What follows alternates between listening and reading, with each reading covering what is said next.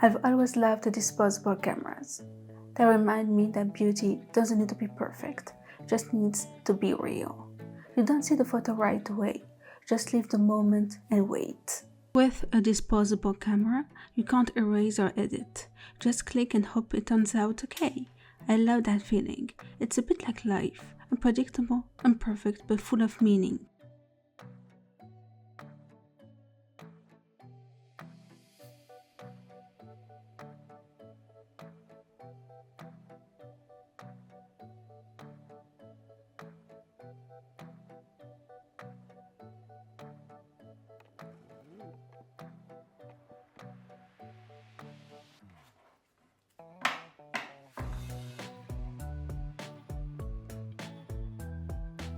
I took these pictures without thinking too much, just small moments that made me feel something.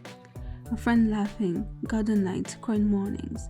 They remind me that even ordinary days can be beautiful.